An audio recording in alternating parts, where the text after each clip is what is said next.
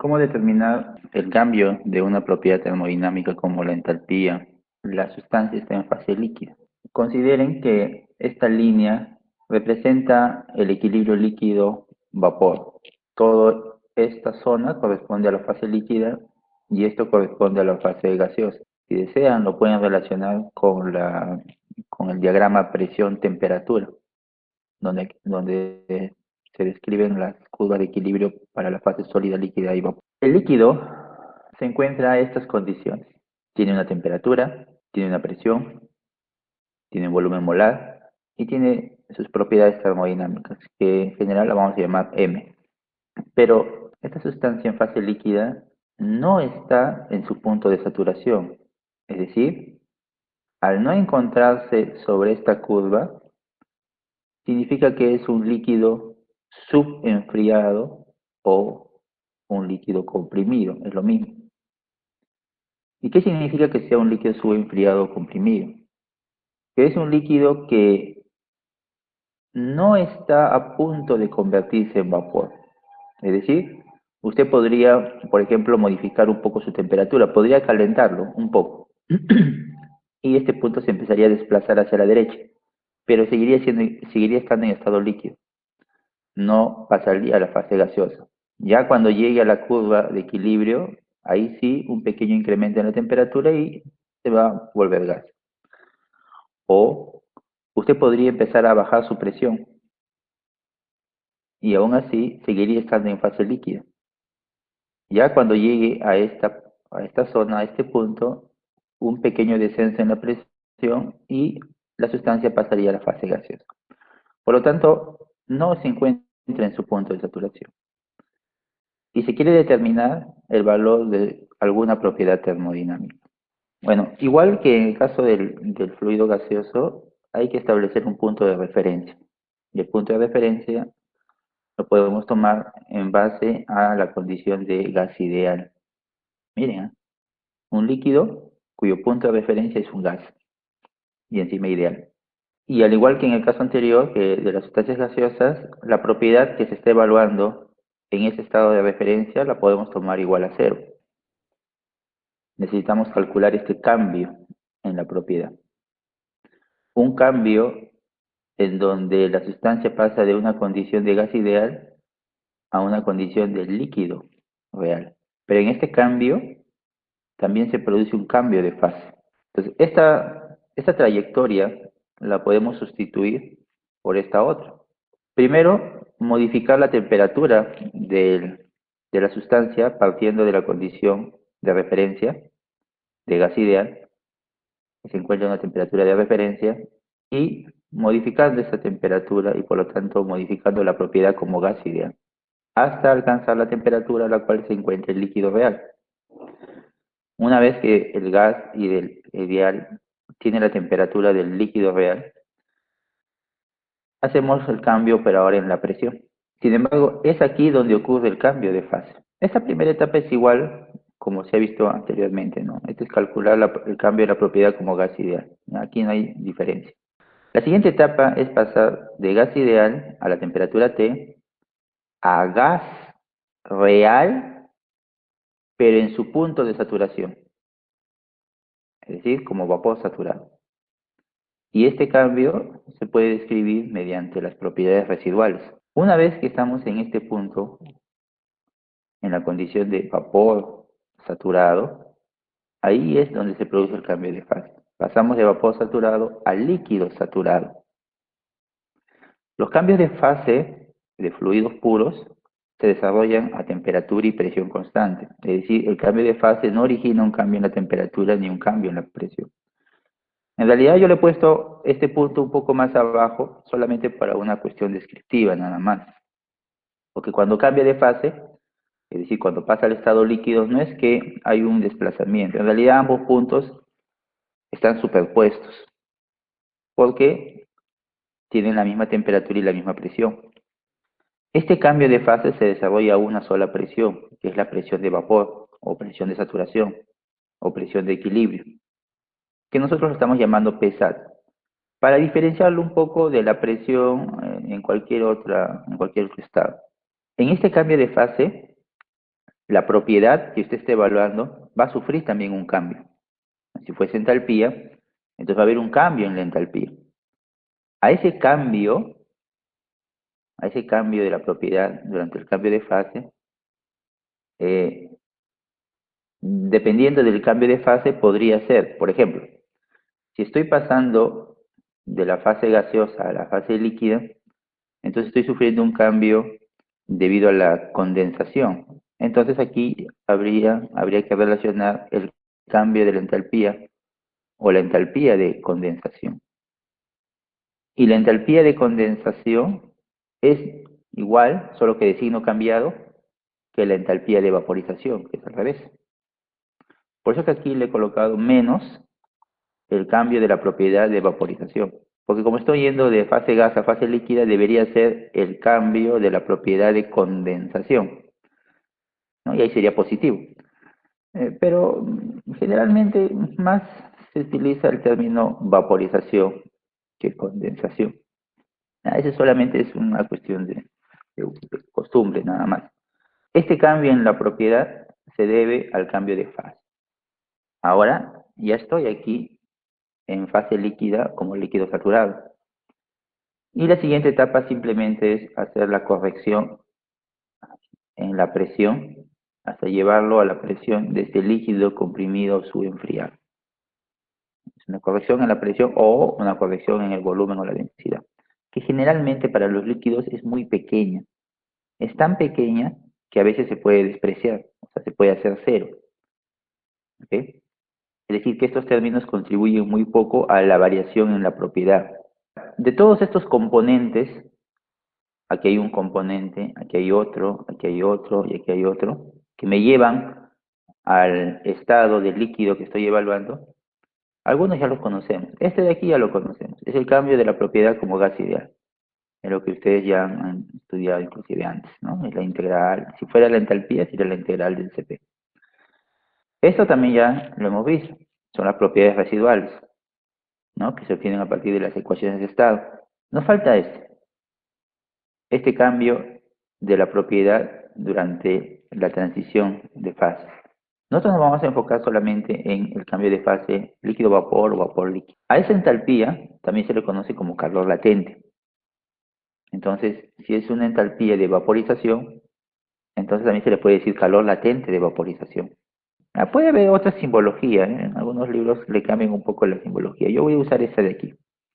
Es el cambio de entalpía producto de la vaporización. Es decir, cuando una sustancia líquida pasa al estado gaseoso. El negativo sería la entalpía de condensación o calor latente de condensación.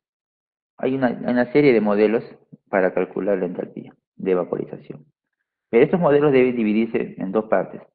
Hay modelos que calculan la entalpía de vaporización o el calor latente de vaporización a condición normal. ¿Y qué cosa es una condición normal?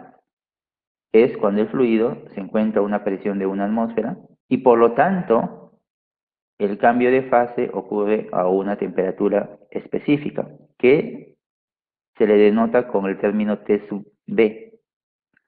Este término T sub B representa la temperatura a la cual ocurre el cambio de fase, pero a condición normal, es decir, a una atmósfera. Por eso que se le llama temperatura normal de ebullición, que no es igual que la temperatura de ebullición.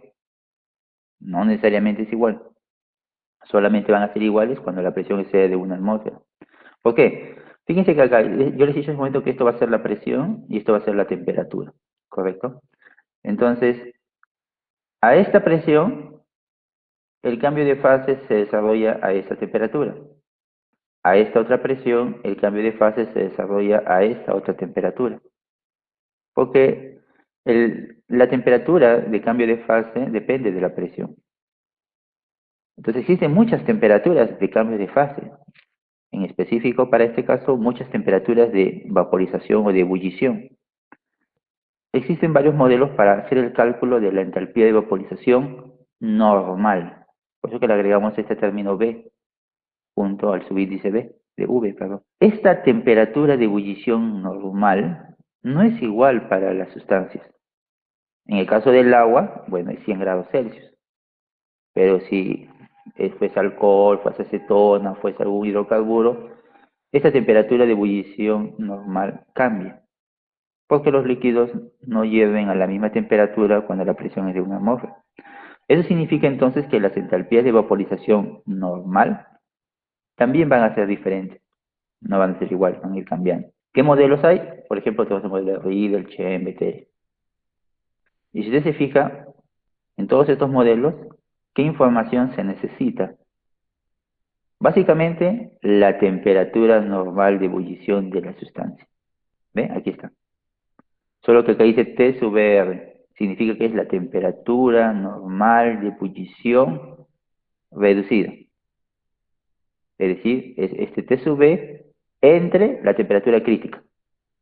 La temperatura crítica y la presión crítica, eso es sencillo. Eso es una base de datos y obtienes información. El problema tal vez puede ser la temperatura normal de ebullición. Bueno, en muchas tablas termodinámicas también les dan este valor, en muchos fluidos. Pero si no lo tuviese, en la tabla no existiese este valor, usted lo puede calcular. ¿Cómo? A partir de una ecuación de presión de vapor. Por ejemplo, la ecuación de Antoine. En la ecuación de Antoine, usted tiene el logaritmo de la presión es igual a A menos B sobre T sobre T más C. Bueno, donde diga P, le pone 1 atmósfera. Despeja la temperatura y ya tiene la temperatura de ebullición normal. Esto solamente va a ser útil siempre y cuando el cambio de fase se esté desarrollando a 1 atmósfera. Pero ¿y si no está a 1 atmósfera? Vamos a suponer que esto sea 5 atmósferas. Entonces el cambio de fase tiene que calcularse a 5 atmósferas. Entonces esto no me sirve. Bueno, en realidad sí sirve, pero no de manera directa. ¿Qué hacer cuando la presión de cambio de fase no es la normal? Entonces hay otros modelos para eso. Cuando la presión es diferente a la presión normal, usted puede utilizar el modelo de Watson. ¿Y en qué consiste? Usted puede calcular la entalpía o el calor latente de vaporización a esta presión P sub 2 si conoce la entalpía a otra presión, perdón, sí, a otra presión T sub 1. Obviamente una presión P sub 2 conlleva una temperatura T sub 2. Una presión P sub 1 conlleva una temperatura T sub 1. Entonces, si usted conoce la entalpía de vaporización a otra condición, entonces puede calcular la entalpía a esta nueva condición. ¿Y cuál puede ser esta otra condición? Podría ser esto. Por ejemplo, usted dice, voy a calcular el calor latente de vaporización a 5 atmósferas. Lo que puedo hacer es calcular el calor latente de vaporización a 1 atmósfera, con alguno de estos. Este calor a 1 atmósfera sería este. Ahora, ¿qué necesito? La temperatura a la cual se ha desarrollado este cambio de fase a 1 atmósfera. ¿Y qué temperatura es esa? La temperatura de ebullición normal. Entonces reemplazo acá la temperatura de ebullición normal entre la temperatura crítica, por eso una temperatura reducida. Y aquí la temperatura a la cual estoy tratando de calcular esta entalpía. Es decir, como estoy haciendo este cambio a 5 atmósferas, ¿qué temperatura es esta? Esa temperatura, entre la temperatura crítica, lo reemplazo acá, y ya tengo el calor latente de vaporización a una presión diferente a 1 atmósfera. Tomando como base el calor latente a 1 atmósfera. Si no desea esto, porque es estimar a partir de otra estimación, y toda estimación siempre tiene un margen de error, existe este otro modelo, que es el que aparece en el manual del ingeniero químico, el manual de Perry. Aquí este es más directo. Este simplemente le dice, bueno, ¿a qué temperatura quiere usted calcular el cambio de fase? A la entalpía de cambio de fase. A esta temperatura, ¿no? A esta que está acá. Y esta temperatura no es esta de aquí, es una temperatura diferente, porque está a otra presión. Ah, bueno, entonces reemplázalo aquí, pues. Aquí, aquí, entre la temperatura crítica, y ya tiene el valor directo. Pero el detalle está en estas constantes.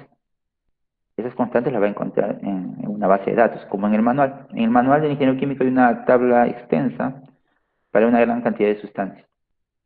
Entonces, esta puede ser otra opción. En ingeniería, usualmente lo que uno busca no tanto es el valor de esta propiedad para un determinado estado. Porque cuando medimos este cambio, es decir, cuando queremos calcular esta variación del estado 1 al estado 2, podemos tomar esta ruta. Fíjense cómo aquí el estado 1 es un gas real y lo podemos pasar a gas ideal. Hacemos el cambio el cambio de la propiedad como consecuencia de la variación de la temperatura y luego regresamos al estado 2. Ya no pasamos por este estado. ¿Pero qué implica eso? Que primero va a tener que calcular la propiedad residual para pasar del estado 1 real al estado 1 ideal. Luego calcular el cambio de la propiedad como gas ideal para pasar del estado 1 al estado 2. Luego calcular la propiedad residual a la temperatura 2 para pasar de la condición de gas ideal a gas real como vapor saturado. Y una vez que está como vapor saturado a punto de condensarse, se produce el cambio de fase. Esto se calcula, ya sabemos cómo. Se desarrolla una presión constante, la presión de saturación, que se puede calcular con Antoine. Se puede calcular con la ecuación de estado, como lo vimos en la clase pasada, con ese método iterativo. También se puede calcular así. Y finalmente aplicar la corrección producto de la variación de la presión, que generalmente es muy pequeña y se puede despreciar. Pero también yo podría tener esta otra situación, en donde estoy en una condición de líquido subenfriado y quiero pasarlo a un gas sobrecalentado. Lo contrario. Pero el procedimiento es el mismo. Entonces, primero, si quiero calcular este cambio de estado, o el cambio en la propiedad, sigo esta ruta, que tendría que hacer acá. Primero, calcular esta variación, esta contribución de la variación de la presión sobre la propiedad de la fase líquida, que hemos dicho que es muy pequeña, que puede usted despreciar. Pasar del líquido subenfriado al líquido saturado. Ya como líquido saturado se produce el cambio de fase. Pero fíjense que ahora es positivo. ¿Por qué? Porque esto pasamos de líquido a vapor.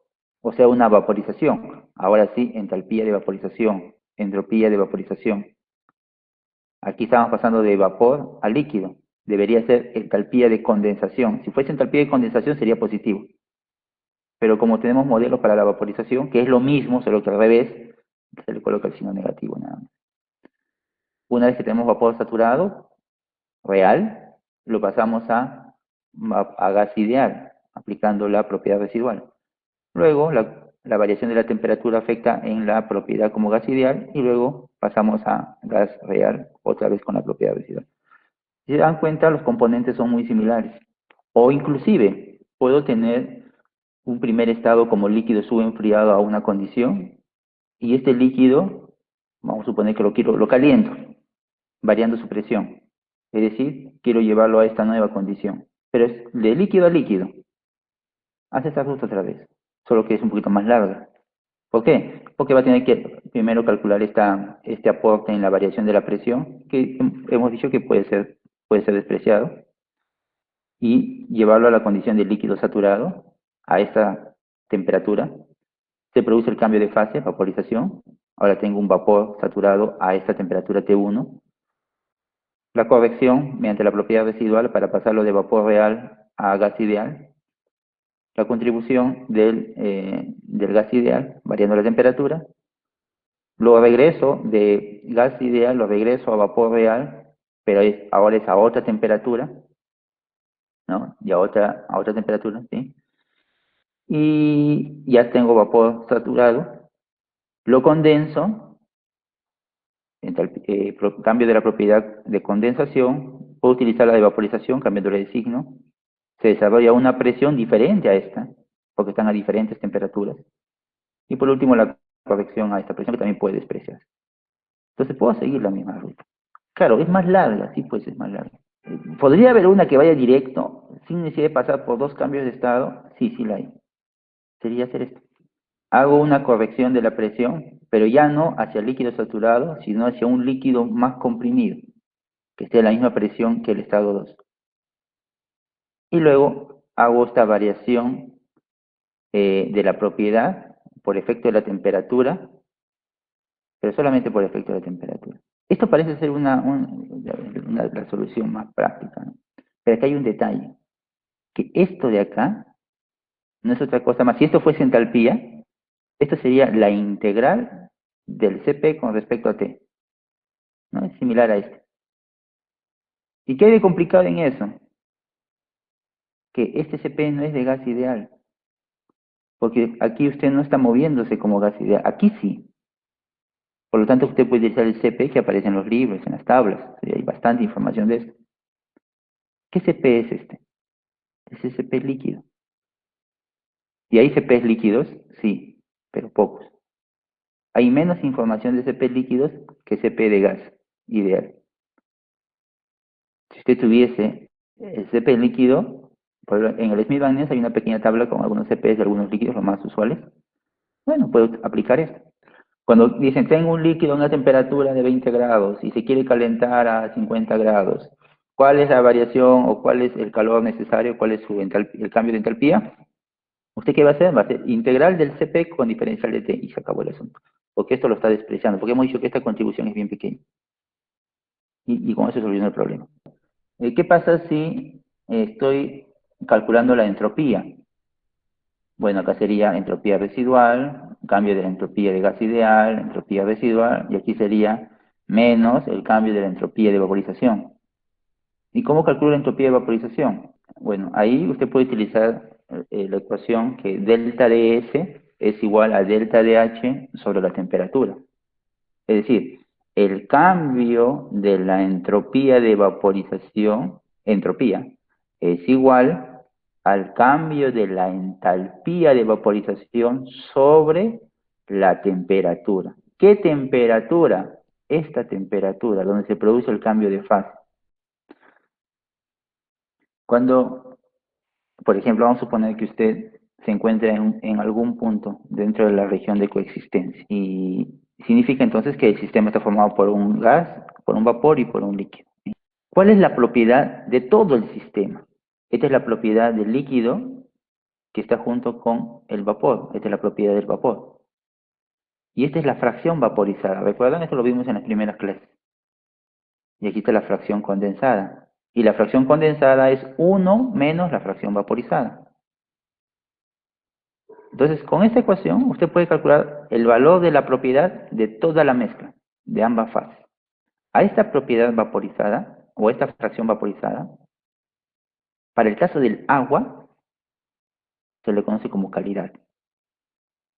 Si yo quiero calcular la propiedad de un sistema bifásico, ¿qué necesito? Conocer la propiedad de la fase líquida, conocer la propiedad de la fase vapor en equilibrio.